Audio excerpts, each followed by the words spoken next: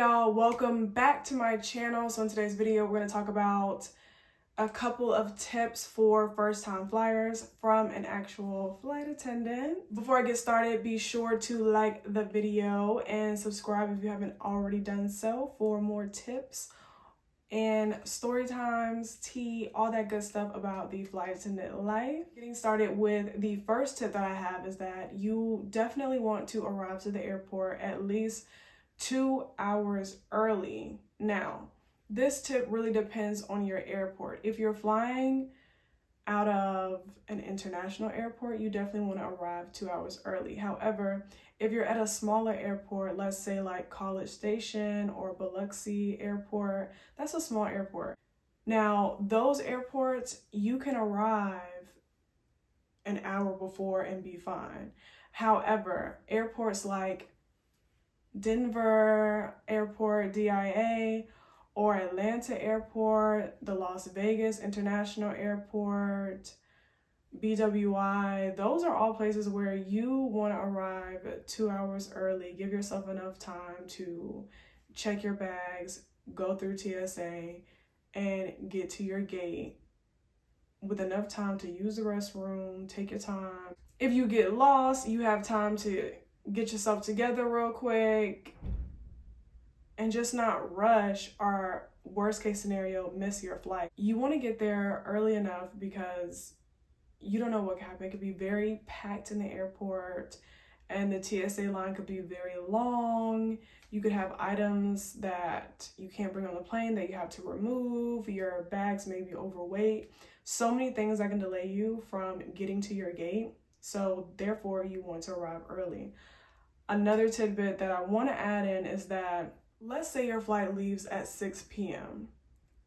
Please don't think that you have until 6 p.m. to get to the gate.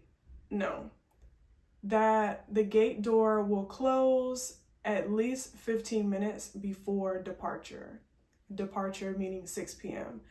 So you need to be there at least 45 minutes so you have enough time to get on the plane. Boarding will last, depending on the airline, between 30 and 25 minutes. So if your flight leaves at 6 p.m., that's the time that's scheduled to depart. You want to be at that gate no later than 5:30, just to be on the safe side. Trust me, even as a flight attendant, there has been a time where for some reason I was looking at the departure time as a time that I need to at least be by the gate instead of the boarding time. The plane was supposed to take off at like 4 p.m. I got there at 3:55, and when I got to the gate, I'm literally looking at the plane I'm supposed to get on, rolling off. And I was like, what is going on? Why is the plane leaving? And they were like, because we closed the door 15 minutes early. What are you talking about? So don't make that rookie mistake. Get to the airport well before time. The next topic on the list is going to be clothing, okay? When you're at the airport, this is a time to dress to impress. You never know who you're going to meet.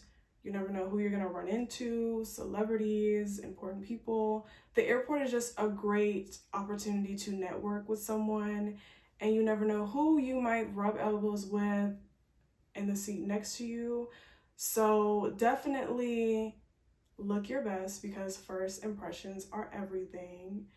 You know, like there are a lot of people who like to dress up when they go to the mall. If you're one of those people, take that same energy and take it to the airport, okay? Look good. Just look good. All right, so I pulled up the dress code rules. I'm going to read them aloud. At one airline, it says, dress appropriately, bare feet or offensive clothing are not allowed. Okay. Another airline states, when the passenger's conduct, attire, hygiene, or odor creates an unreasonable risk of offense or annoyance to other passengers. Offense or annoyance. Those are two ambiguous words within this airline. And I know you guys aren't familiar with this, but in the airline industry, if your clothes are offensive or annoying, yes, you can get removed off the plane simply for how you look. Let me just tell you a couple of things that are offensive, or better yet, annoying. Bonnets, pajamas, the bedtime slippers, hoochie daddy shorts, wearing swimwear. The most annoying thing to see is baby leashes. Something about those baby leashes are just so inhumane to me. Like, I get it, you don't want the child to get away too far, but the whole jerking a child back to keep them close, that's just bad for their back and neck joints, and I don't know, it just looks super humiliating. Even though the child may not be aware, it's just like, I don't know, that's annoying to see. That's super annoying.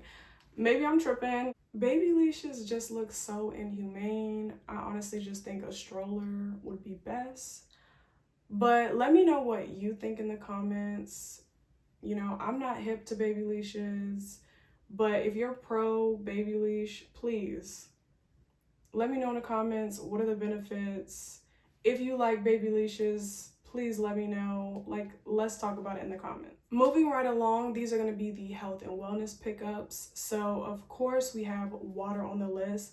Bring your own water, because the airlines, yes, they have water. However, sometimes that water is sitting out in the sun for hours and hours and days and years and months. So why not just bring your own filtered water and you know where it's coming from. But if you're in need, take the water that they give you. I'm just telling you, bring your own water, okay?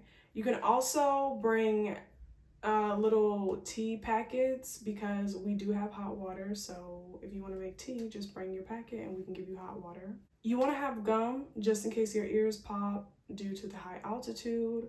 You also want to bring motion sickness pills. I believe they're called Dramamine. Yeah. Bring Dramamine just in case you start feeling a little motion sickness. Actually, you're supposed to take that 30 minutes before you start flying, so you might want to take that before you start flying, especially if you're going to places that have mountains. If you're going to be flying over mountains, I definitely recommend. Bring a mask for your safety, but also when you're sleeping, if you're someone who sleeps with their mouth open, a mask is just great protection and nobody will catch you slipping.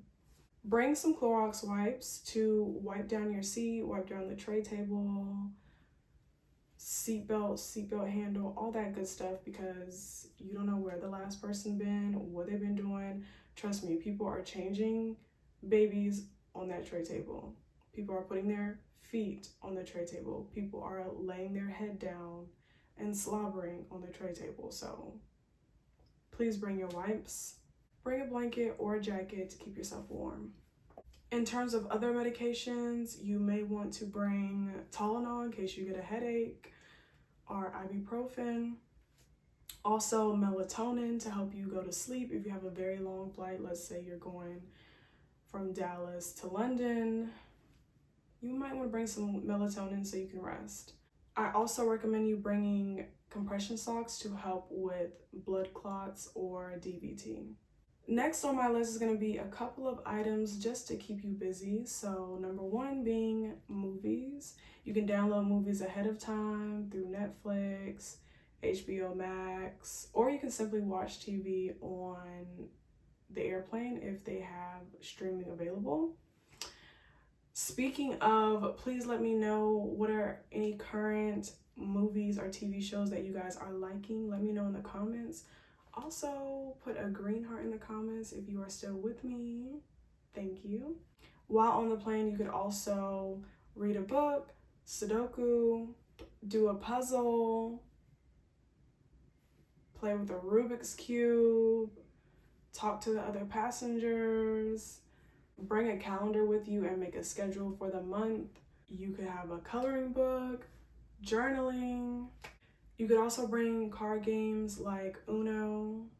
That's a popular game that I see a lot of people playing on board.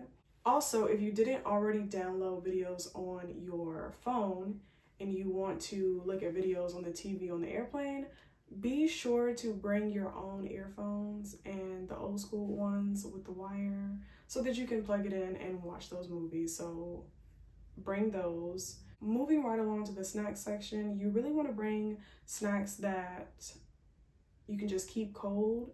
You can just bring an ice pack and then keep the food around it. So things like sushi, a Lunchable, string cheese, nuts, things like that will work best for when you're on the plane. Hummus and some pretzels or carrots, celery, something to fill you up on the plane, because you definitely don't want to just fill up on cookies and pretzels. And the airport food can be very expensive, so it's best to bring your own food.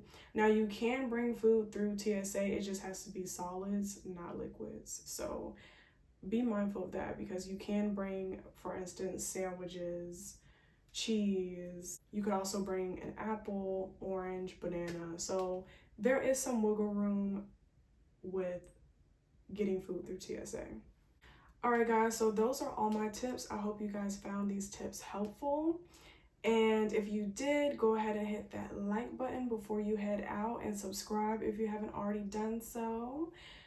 Also, if you have flown before, or you're a flight attendant and you like to just drop down some more tips down below in the comments, please feel free to do so and help out the people who have never flown before. And that's all I got for you guys. I'll see you in the next video.